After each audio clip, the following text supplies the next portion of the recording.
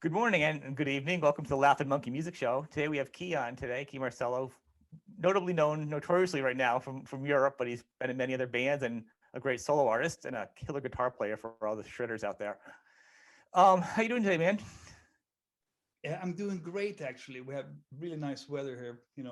It's April weather. It's up and down, but I got to be happy for the good days. Great to be on Right? the show. Thanks for having me, Sean.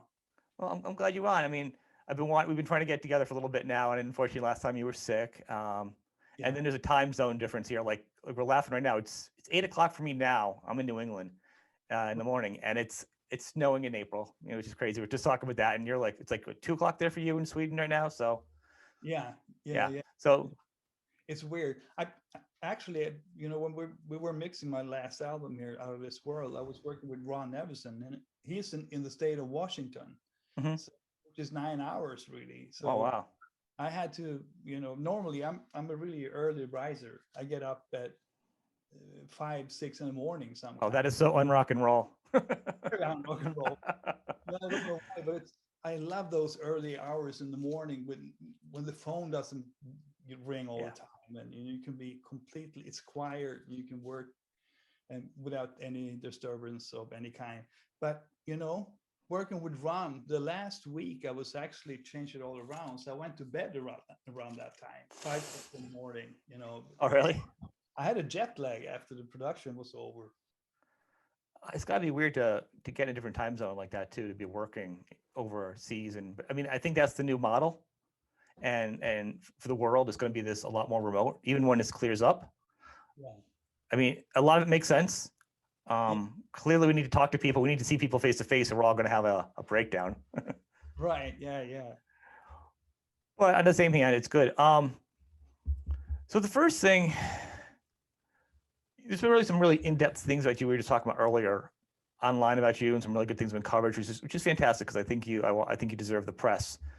On the other hand, there's been a couple other pieces out there that have talked about the poison thing, Right. Yeah. and make sure it's in context because this is video. It will go out all as in one piece. I won't edit it out. So maybe if you want to, we can clarify. Make sure it's a clear thing Sure. too. And absolutely. I don't want it to be, misunderstood in any way. What happened is really that uh, I came to America for the first time, actually, on tour with Europe. We were rehearsing at the Warfield Theater in San Francisco, and I had a rental, and um, uh, I was crossing the Bay Bridge, I think it was, and all of a sudden I hear my song on the radio, or let me correct that, I hear my chorus in another song on the radio Right. with a different lyric, and I stopped. Back then we didn't have any mobile phones. I stopped and Right. made a call to my manager, and it turns out that he had been in contact with the producer of that album, who actually had brought the Easy Action album, which my song "We Go Rockin'" is on, to the studio when Poison Yeah. recorded their debut album, and played it back to them, and they just nicked the chorus from one of my songs. He suggested they do a cover, but they didn't. They just stole the chorus and redid it. So I mean, that's the truth. What happened Eh, was I wasn't really plugged in to this because Europe was doing really well, and I was completely busy with that. But my then publisher, Warner Chappell Music, went ahead and sued Poison's publisher, and that's when it started. I wasn't really involved at all, actually, and it ended up with a settlement out of court. Good. It's, So I have a couple of thoughts on that. If you want to hear my opinion, just to kind of hash it out a little bit. And that's not a taking a side thing, but I was thinking about it because I went and heard the songs and I compared them back to back, fresh on my mind. I do hear the melody. What's interesting is I know you said if you had sued them, looking back, but if you look back, I think that probably the suing out of court and settling was probably the best for the bands. Because I think if you being from who you are, being little known, like for the American rock audience in the 80s with no internet, Right. suing an up and coming band, first off, the press would have killed you because there could have been a press spin. Definitely, that would have happened. So that could have, or Poison could have gotten careers. So it really could have killed two money-making band careers if it wasn't quietly handled. And I'm not saying they didn't take it, they didn't nick it, but I almost think that like the legalities of it. There's more to it as well. The thing is, what happened before they went to a hearing, when it comes to copyright cases like this, they hire somebody with musical skills, but not in the same business. In this Right. case, it was a musician and a conductor that got to listen and compare both the songs, make like a statement, which is normally that statement is very it's very important. It's very important for the outcome of the lawsuit, if there's ever a lawsuit. And he said not only did they steal the chorus, they unintentionally stole part of the band name. He was claiming that that's a common thing when it comes to plagiarizing songs, that you steal more than you intended to do. So he claimed that I Want Action was actually Easy Action. Oh wow, I didn't even think about that. Right. It's actually a similar thing happened with when the Swedish band Roxette had some trouble with the song called "Listen to Your Heart." Yeah. And they were sued by the band Heart because it was very much like two Heart songs. And Really? yeah, and the word heart was in the title. Oh my God, I didn't even know that. I mean, it's such a weird thing, like to have the battle of like who wrote the song, because look at the Zeppelin thing and Stairway to Heaven, that's been going on for a million years. It's probably, bought houses and college accounts for all these kids in school for all the lawyers, right? How many families has it paid for? To go improve it. I mean, clearly you can hear it in the melody and you can hear it there. I just meant like the press, though, on the other side, even if you won, the American press could have just been like, you know what? You don't. Here's the thing. I've heard a lot of things that I read in magazines over the years when I was growing up. Right. And now I've talked to the artists, and the producers and stuff to ask these stories, and they weren't true. Right. So Lord knows what would have come out of that. You know what I mean? With such and in Europe was just starting to break over in America, and America was the place. So you never know what happened, but anyways, I wouldn't have been the one in charge of the lawsuit. It would have been, Warner Chappell if it ever went to court. But on the other hand, if the guys in Poison would have approached me as the songwriter and asked me, we like your song, but we would like to use the chorus mainly and rewrite it a little bit. Are you fine with that? And I would say, yeah, sure, as long as I'm a co-writer on the song. And we could have split. Yeah. It would have been the fair thing to do, I think, instead of just negative. Well, it would have been the moral thing to do too. Yeah, I think so. Now, I'm surprised. I'd never heard that before. So that was really a surprising thing to read about this week online.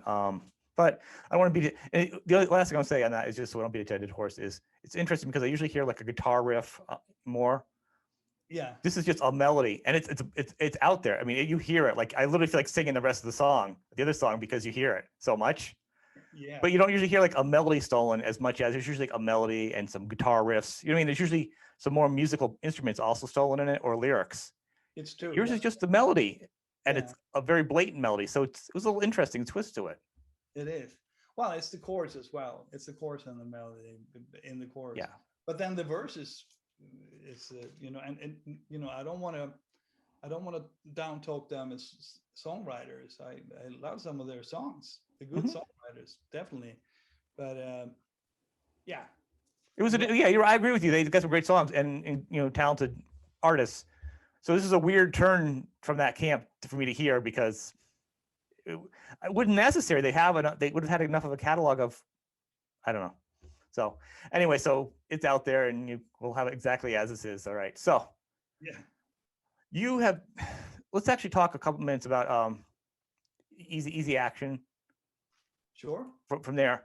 So you did 2 albums with them, and then you can correct me, like right towards the end of it, like the second one was kind of done, is when the Europe thing kind of came in. Yeah. And I think you were probably I'm like, it could be hard because you're establishing a band, you get a deal, you're working it.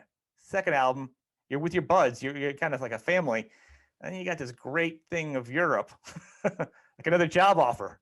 It was hard, Sean. It was hard, because on the other hand, my in one way, it was like leaving a family. I mean, these were Yeah. my buddies, but on the other hand, I couldn't. It was an offer I couldn't refuse because I Mm. knew it was going to go somewhere for real. And you have, a lot of people don't understand that right then Europe weren't really big anywhere else than in Sweden, Scandinavia, and a Yeah. little Japan. It was starting to happen, with the Final Countdown album and the single eventually being number one in 26 countries. But this Yeah. hadn't happened yet. This is in October 1986. And first I say no. And then their manager uh, realized that I was going to need some more time. So he said, think about it over the weekend and give me a call on Monday, which I did. And I changed my mind. So there we go. I'm glad I did that choice, though. I would have missed out on a lot of Well, stuff. it's been a platform for you, or a satellite, I like to use the phrase, Yeah, of your career to bounce off, because it's like a resume piece on some levels. It's, you know, absolutely. it got you out there, and you can't regret anything that gives you success in your industry because it's who you are. You're an artist. I saw you guys on that tour, and I remember you guys. It was you guys. The big push was for the Final Countdown. Right. You remember opening, and of course you remember opening and ending the concert with the same song, Yeah, yeah. which I had never heard before, and I don't think I've ever heard of you again. But I'm going to tell you, the audience loved you. I mean, from song one, from Final Countdown to the Final Countdown, everybody screamed the entire way. But I had never seen that before. I mean, if you think about it, it's ingenious when you're going on tour and you really have this monster hit, and a lot of the other people haven't heard yet. So, I mean, it's an ingenious thing to do, and since it's such a great intro with the brass, the synth brass, and all that, Yeah. it's just made to be an intro. So we play the first part of it, and then we do a recap at the very end, which is really effective because it actually works as an outro as well. It also feels like theater to me. I'm sorry, it feels like theater because, like, if you saw like an opera or like or a play or something, it feels like an outro. It feels much more like a layered production than just a rock concert. You know what I mean? That's exactly what it is, like a lead motif or a theme song. That's the way we thought. That's what it felt like to me, and as opposed to just like trying to push it. I mean, but of course, as far as the PR guys are like, push it. We got to break you guys. We got to make some money here. It was great. I mean, so I enjoyed it, and you all you guys, and you obviously, you were fantastic. Everybody was fantastic. It was a good live show, and I don't think anybody can dispute Europe at any point is really a bad show. It's always a good band live. We were really good live, amazing. Actually, we were killing back then. We were in our primes right then. Played all the biggest arenas all over the place, really. Crazy years from January 1987 for 4 years ahead. It was really crazy. I had seen you right before you started to get really big because it was like not a smaller club, not club or not really like more like a theater. So it was kind of small, a couple hundred people. You guys, so you guys were just starting to break. It was in Atlanta, like in, I can't even think how far back it was, but like your memory goes as you get older. But yeah, it was good. And when you left your band, you still friends with those guys? Because I imagine that's kind of a yeah. I mean, we live in different places, though. I mean, I live in Gothenburg. It's on the west coast of Sweden. I meant actually with actually no, I'm sorry. When you first like Easy Action, were you guys still friends and stuff, or was it were they kind of cool about it? The Easy Action guys, yeah. In the beginning, I mean, they actually tried to go on with the band without me, and with just one guitar player. They had, there were originally two guitar players in the band. Chris Lynn was going to be the only guitar player in the band, and I actually tried to get him a deal on that album, the last album we did, That Makes One. Mm-hmm. Sony in America. I was really close of accomplishing that. But Sony had a meeting and decided it would compete with Europe, not surprisingly. Well, in a way, it's the same style of hard rock and all that. So they finally turned it down. And after that, I think the guys went separate ways. But now we're reunited in a way. You know, Yeah. 2019, we did a reunion concert at the Sweden Rock Festival, and it was absolutely amazing. 25 screaming people singing along with even the B sides.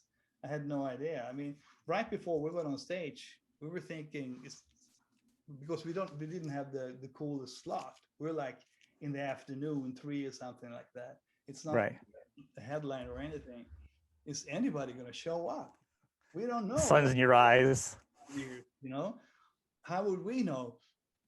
And we were really, you know, both glad and maybe most of all relieved that it was just packed, 25,000 people waiting to hear. That's awesome. I mean, that's all my question was, like how you guys left it to move forward, because the dynamics of the band, you know, you left for something else, and then everybody kind of angry, and then, you know, the healing process, and it's always good to Right. see a band get back together again. You know what I mean? Because it's like a family. So It's really cool. It's like that, reuniting a family.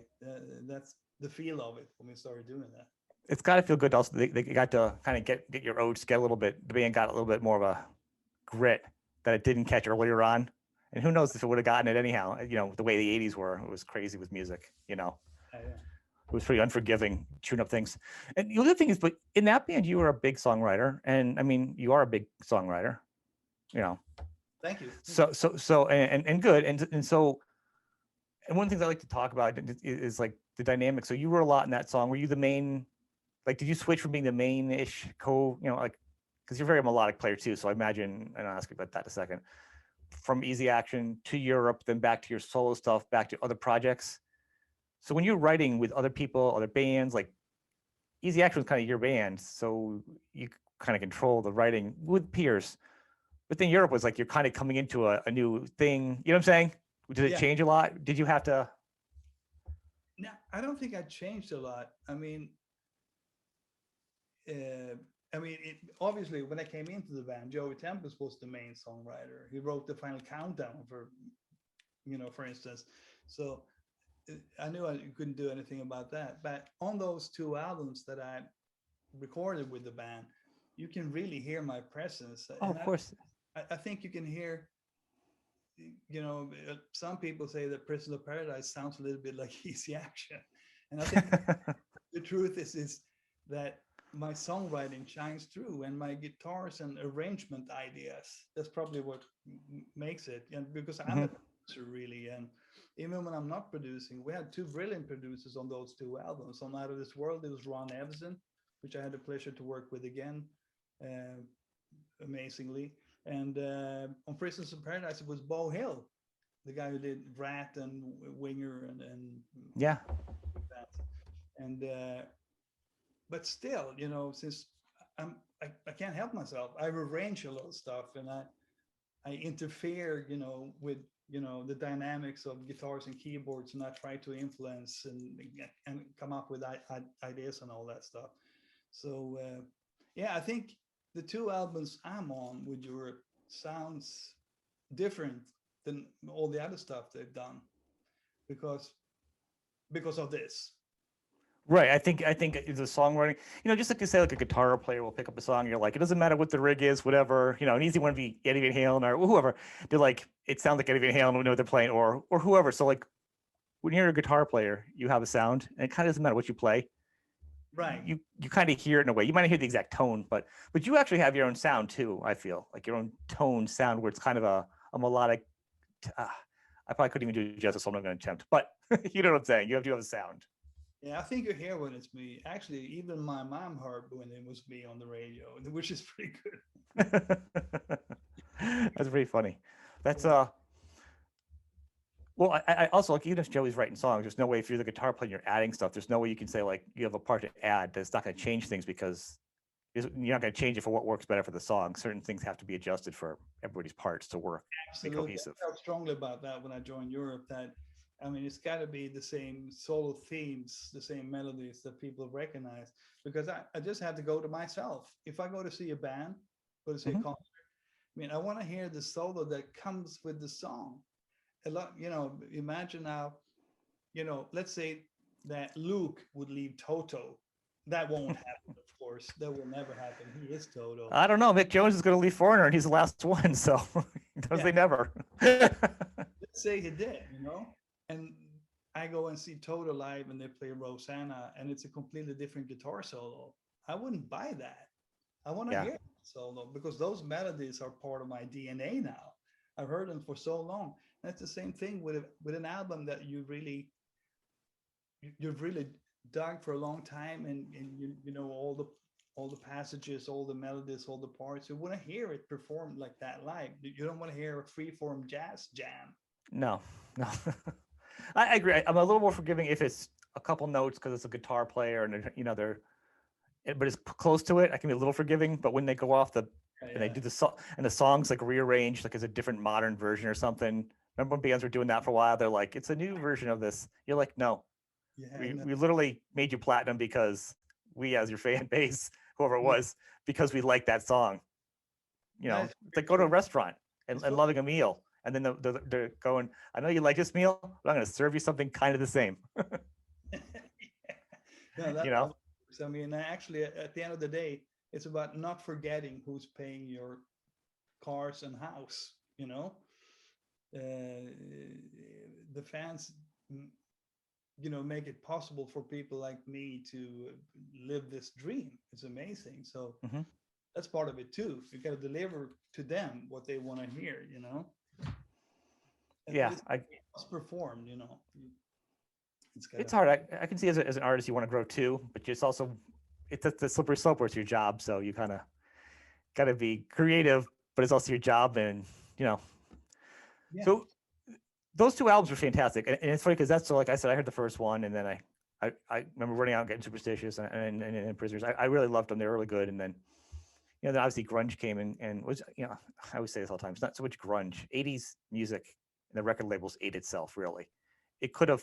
There's so many bands that could have just gone over. You know what I mean? Because there's still bands from the '70s that were still big on the radio in the '90s. It didn't kill them. You know, a It, copy of a copy of a copy is what killed it. but actually, when grunge happened, there was some kind of polarity between grunge and melodic hard rock. I Mm-hmm. could feel it. I remember we played with Europe in a venue in America, and we came to the dressing room. One of those dressing rooms where it's a lot of musicians have been writing on Yeah. Oh yeah. Yeah. Yeah.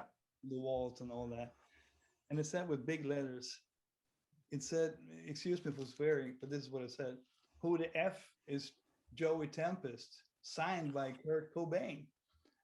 And we went, this was really before they broke. And all of us, we went, who the F is Kurt Cobain? We never heard of him. Yeah. Then about, half a year later, they were Everyone heard of. the place. So you could feel that polarity. They felt like it was a change from the melodic rock and the 80s hair bands thing. I didn't see that. Like, I didn't see that it, either.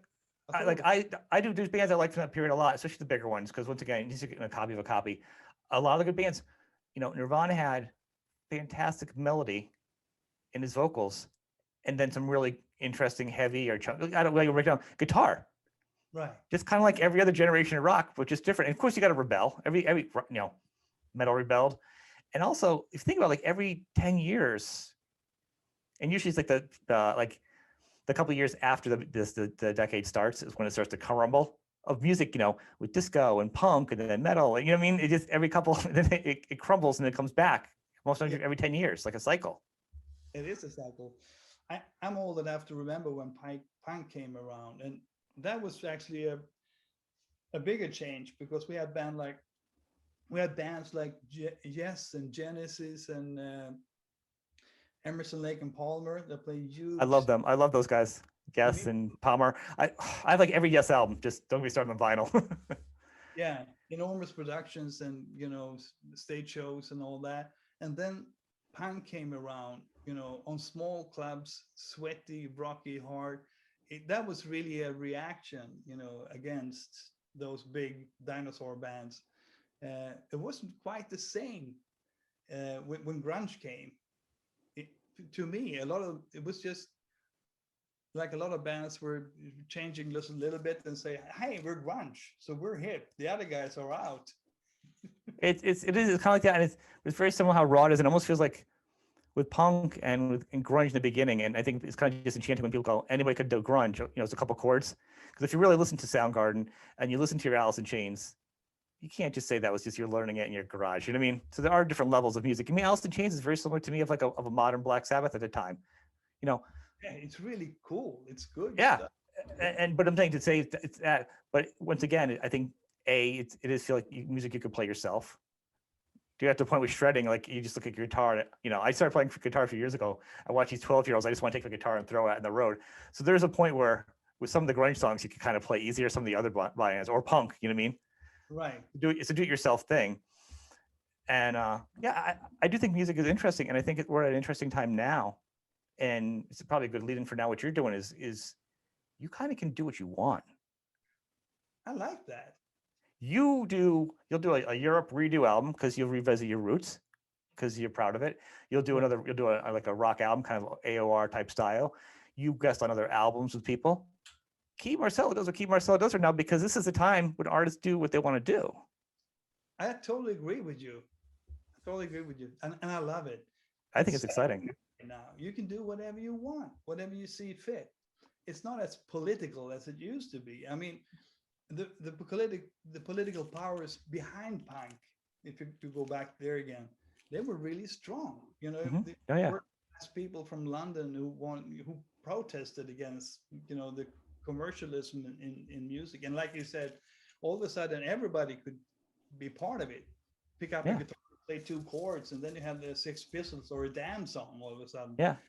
But that wasn't at all the case with grunge. I would dare somebody to just pick up a guitar and play any of Soundgarden's or Alice in Chains. Yeah, or even Pearl Jam. I mean, it's in the sounds, and I think what reminded me of something with grunge is kind of similar to like a Pink Floyd or other bands where it's the ambient sound where you still can't recreate it because a lot of it's still the air and the pockets in space. Right. On some of those bands where you just like you can play the riff, but you're like it doesn't sound it because there's other parts to it that you just don't know. Right. Whereas punk was just kind of, and I love punk, especially for what it did. It was just, I like every genre, but yeah, I think it was just a little bit different. I think it was just a different version of rock. I think, and it got crazy too, but the fact that you persevered, and I think the fact a lot of bands kind of either had to do different things or put their head low or do other stuff or just keep working. I think, let's get Europe again, outside of the United States, in Europe, musically, the space, the band, right. It's been a little bit more forgiving, I think, musically and open-minded. And you can maybe correct me on this. More loving of metal overall. I mean, it's hit or miss here in the U.S. at times. Maybe it is. I find it hard to compare. I mean, since I spend most of the time here in Europe. Name the last big heavy metal festival you went to in America. And then name like 5 metal festivals in Europe off the top of your head real quick. Oh, man. Okay. Yeah, exactly. Actually, there's so many, it's impossible to keep track of them. And right, but we only have a few here and they have to struggle. I mean, there are some here, I'm not saying there aren't any, but they have to really work it because it's it's not the same. The loyalty, I don't know what it is, the economics, it's not the same. Like you guys will be camping out for days and it's just hardcore. It's like the 80s. And here it's like, well, I got to work. Maybe I can do it. I could come in on the weekend show. It's just so different. A different scenario together when you say it. Yeah. When you put it like that, we are blessed with a lot of hard rock festivals in Europe. I mean, both the old East countries as well. I mean, they're pumping up like fungi over there. If you go to Czech Republic, you find like 10 festivals you never heard of. You don't know where all the people come from. It's because all the countries in Europe, they are close together, Yeah. You just slip from Germany or Romania, France, what have you, And prior, you could cross all the borders before the EU thing was going on. So we'll see what happens. if everyone's locked down the borders, like it'd be like all the states in America. You can't leave a state without a passport or something. It'd be insane for you Right. guys. Yeah, yeah. I mean, That'd be crazy. when the Brexit happens, it's going to be pretty bad for Yeah. person because we have a British drummer, Yeah. and Oh, all of a sudden it's going to be a bit tricky. We've got to deal with carnets and stuff like that, because of custom regulations, and it's not going to be easy for us to get it as easy to get into England anymore. It's going to be tricky. Well, one thing that makes it easier, I guess, is because he's got double passports. He's got a British and an American passport. okay. So it's like a double. American. So Yeah. I think that could help us out in this case. But it's really going to change a lot for British musicians, the Brexit. It's a bad idea, I tell you. Really Yeah. bad. I know a lot of artists are having heart attacks over it. I know there's like a group of artists that were trying to, I don't know what the artist group was called, to go against it and try to, fight it Yeah. because it's insane. Yeah, because you do a lot of touring. So what are you thinking? I mean, with all this hot mess. I mean, I know you don't have an answer. I mean, the last year has been so strange. I mean, it kicked off in March, I guess, when the first COVID regulations came to place. And since then, I haven't been touring at all, Right. and Well, yeah, hundreds of travel days a year. From that to 0 travel days has been really hard to get used to. I spend a lot of time in the studio now, I guess, since that's the only thing I can do. If I would stay in the house all day, the family would go crazy, you know?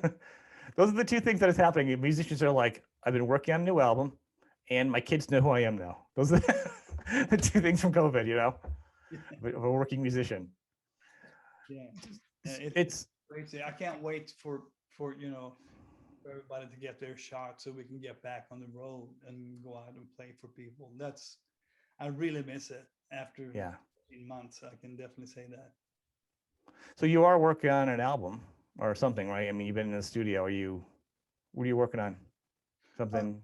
I just finished an album with with my new band, Out of This World. It's Yeah.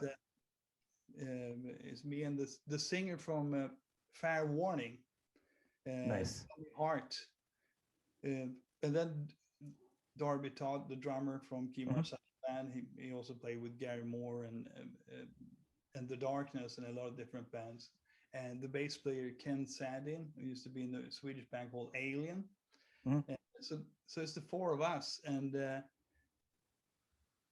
we did this album, and it's been produced during COVID actually. And since the name of the band is Out of This World, we thought it would be a cool idea. Well, actually, the Japanese thought it would be a cool idea to Ron Nevison. So I called him, and then he loved the idea. So he mixed the whole album. It's been amazing to work with him again for the first Yeah. time since 1988. So it's really cool, actually. It all started in 2017 when we did an album. Me and Tommy did an album called Key of Hearts. I don't know if you heard about that. Yep. Here in Europe and in Asia, but we couldn't get along with the label, so we, took off and decided to use Darby and Ken as a rhythm section instead of Ken was in. It's a bit complicated. Ken was in the Key of Hearts as well, but I wanted Darby on the drums because the two of them are my favorite rhythm section. So we started doing basics in the studio for this project, and then actually we did all the drum takes, all the basic takes before they closed down. I remember when he went back to London, he flew back to London after doing the last track, and about 3 days after they closed the borders. So if he had left 4 days later, he would have been forced to be in quarantine for God knows how long, 2-3 Oh, wow. weeks. Yeah. Which can be devastating for anyone, But we barely made it. So the rest of the album, actually, we had to send files to each other and do it that way instead. So I recorded all my guitars and keyboards and background vocals in my studio, and Tommy did all his leads in Berlin in his Was studio. it hard? Like, 'cause I know some people like it, but I would imagine if you're writing a song, you're like, oh, should I change the verse here? The little dynamics, the little nuances of you doing it and then sending it back, the time lost, it gets lost in being in the studio saying, why don't you just do this little noodle here? Or, you know what I'm saying? Absolutely, it's not ideal. It's not. And if I had a choice, for sure, to be in the It same feels room. black and white, like you're writing a book or you're writing a paragraph and you're copying the words and you're following all the rules because you're handing it off to somebody else that just wrote something in a certain way. So now it's locked in as you going back and forth. Yeah, that's true. And fortunately, we could, since we have Zoom and all this, we can have a conversation and play back stuff and do changes like that. Which is But good. even yeah, it's really good. But even though it's not the same, I mean, to be there together in the studio, Yeah. my is that hopefully for Out of This World album number 2, I would love to be in the same studio. I have a plan for this already. I know this guy Kostas Kalimeros on an island in Greece called Santorini, and he has a studio called the Black Rock. Oh man, I'll be your intern. An island in Greece. I'll be there. I'll help you. I'll make coffee. Let's do this. Cool studio, and and Joe Bonamassa did a couple of albums there. He even called one of the albums Black Rock because he thought it was so cool. Santorini is an old volcano island. Oh It's wow.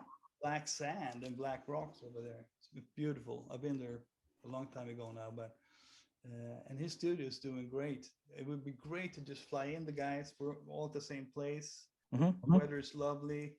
Fly Ron over from the States, Ron Everson, and just do the album there, like in the old times. And Yeah. we meet up, we rehearse, we record, we mix. That's that. We have an album. Well, you're a very melodic player, which is your thing, and I would imagine it really plays on the mood of the group, the improvising. It really, it's a feel. And that's how I take it when I hear you. So Yeah. to record around no feelings around computers feels like it's got to be like the worst thing, especially for a musician like you that really just, you know. Yeah, I mean, it's. I think it turned out really well because I'm so happy with the material on this album. So and Mhm. the performance from everybody. So that was a lot of inspiration. Just hearing in my big Genelecs, Yeah. everything coming out there, that was a big part of it. But obviously, to be in the being surrounded by your family, which is the band Mhm. and the producer, it's like being surrounded by your family and your mentor. That's Yeah. when when stuff starts to happen. So that's hence my plan. Next, That's good. I think something. it's, well, no, I think it sets you up for those lightning in a bottle moments will probably happen more often in that Right. environment. It could still happen elsewhere because there's been some. Look at Boston. He recorded his thing and he built a studio in his basement, like in the 70s and 80s. You know what I'm saying? And it's Yeah, brilliant. So it's not like it can't be done. But human contact is a big part of music, and it is. it is. Also, And the it was, music is having fun. Is what yeah, automatically happens when you're with your good friends, your family, and you hang out. That's what happens. You have fun, and you can hear that in the music. it's good because it feels like we're at the light at the end of the tunnel, or at least you're seeing something. But what's happened, like I said, you record your album now during the COVID, and people are like, people are like, I just finished it before COVID, or I just did this, and then there's the struggle. Do we keep it until COVID's over and release it and then sit on it? But then we're an artist, so I've already started writing a new batch of songs for my next album before I return this one instead of just sitting there for a year old. It's a year old to me. I'm already ready to move on. Do you do that, or do you release it and not tour with it? Do you do like a lyric video? It's that's a whole new thing that artists are struggling with. Yeah, it's a new problem, really. You can't go out and tour on your album, and that's the same problem. Well, everybody's facing the same problem, basically. So it's the same for everybody, at least. What's your take on that one? As far as is it better to hold on to it or to kind of put it out there and kind of? No, I, I don't think you should hold onto anything really, because that's how creativeness works for me, at least. You Mhm. get it out, and then it's time for new ideas. I mean, But just, keep ideas inside. What happens then is you want to change something, and sometimes it change when you overdo Hmm. stuff. It, in the end, it comes out uh, overproduced and Yeah. overworked. You So second guess. I'm a firm believer in getting your idea as close to the heart as possible, and just performing it that way, and doing it as well as you can at the moment. Produce it, mix it, done, out, and then you can start the next project. There's always an album after that. And I think so. To answer my and the more of a question is, you write every day. You are a writer, Yeah. so you can't stop writing. It's in you. I think some artists have to sit down and do an album, and then they come up with this brilliant album, but then they need to take a break, and they don't think of stuff. They don't write. It's just how they work. You know what I'm saying? I Right. think artists like that find it easier to hold on to a little bit longer because they're not always in writing mode. That's possible. But so to them, it's like, all right, I got it in the can. It's waiting to release because I don't. It's a lot of work for me. It's not. It doesn't come out as natural. But when they do, it's like it's great. Right. And when I talk to artists like you, they're just like a different type of musician where you're like, I have a guitar in every room, and I'm sitting on the couch and I just pick it up and I got a melody for another song. I have drawers of tape. Like, you know what I'm saying? Like I'm saying for like you would be like to keep it, you would just have a stack of albums by the time COVID's over. Walking with a big armful of CDs. Exactly. Yeah, that would happen. And the thing is, uh, there's there's psychology behind this, because to me, when I have a load of songs, stacking up, songs and songs and songs all over the place, and I never get to finish them, then I get writer's block, because what happens is you never get that release that Yep. happens when you're able to show people your music, and to release the records to the general public.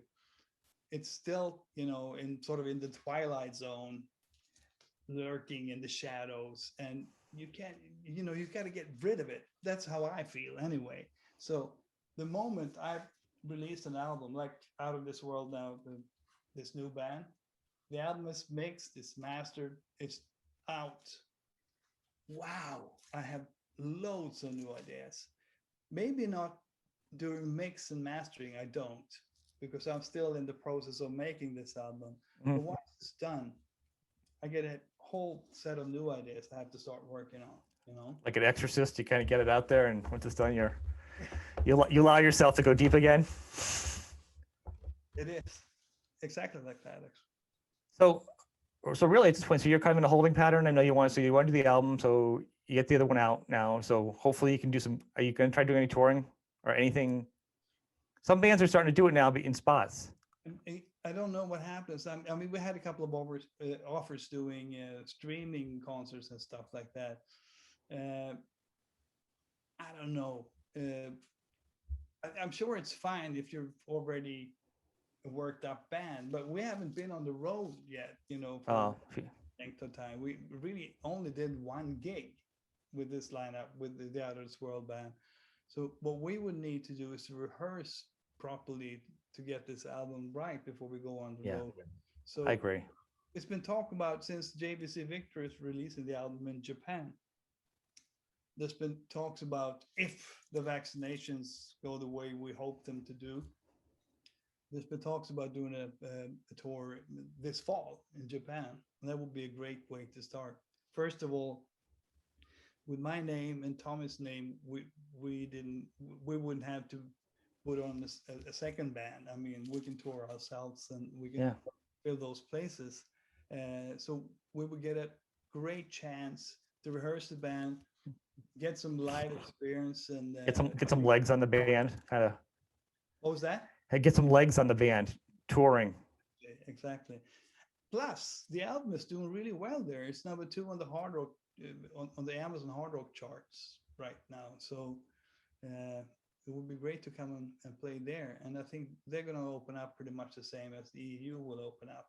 We're talking this fall. Mhm. So fingers crossed. That would be awesome. I think that's the most realistic thing. I mean, you know, Yeah, there's gonna be pockets here and there, you know what I mean? And I applaud the bands for trying to get out now because they need to work. Their crews need to work more because they don't have right. endorsements, they don't have royalty, they don't have as big a check, you know what I mean? Yeah. You know, so it's hard for a working man, but it's even worse for somebody who's just, you know, a roadie, or I'm not going to say roadie to put them down, but you know what I'm saying, a working supporter of the musicians as Yeah, a team member. music technicians or engineer. The thing Yeah. is, big problem as I see it. You know, we have a lot of really good engineers. You know, and LDs and front of house engineers and all that that actually gave up because they're getting offers from mainly IT big tech companies that wants to pick them up because they're really talented, and they're not going to want to go back to doing this again when they're sitting safely on the brand new job with a better salary. And I went to school, I got a degree in recording. I do IT now, just to, to drive that point home. Spot on. but it's going to be a different world after COVID. You know, it's not going to be the same crews on tours anymore. It's going to be different. It's going to be a new generation, I guess. You know, a lot of people, I spoke personally to a lot of people in the business that they gave up. They changed works, you know, to do something else. And I asked them, "You're going to come back?" I don't think so. Some might be bored, might be behind a desk. Once they see like the tours and they're like after a year or two of doing it, they're like, oh my God, throwing pencils in the ceiling. They're like, I gotta get back on the road. I get the paycheck, but I gotta go. I can't, you know, I gotta go on the road. That's one way of reacting. The other way would be you don't tour for the first time in 15, 20 years, and you realize, wow, this is so relaxing. I'm going to the office every day and I'm getting a great salary and, you know, holidays, benefits, insurance, everything. Yeah, So I couldn't do the road, especially as I gotten older now. When I was younger, I'm like, yeah, it sounds like great being on the road. Now I'm like, oh, I don't even want to drive into work, let alone or go across town in the car with my kids. I'm like, I'm not touring with anybody. right. This has been fantastic. I want to thank you. So as far as the news links go, you've heard the full-on unedited version of also how Kee feels about the poison thing. So that's clear. So there's no, you know, although it was a good article, no one can misquote him in video because the article was very nice. You know, Thanks for clearing that up, man.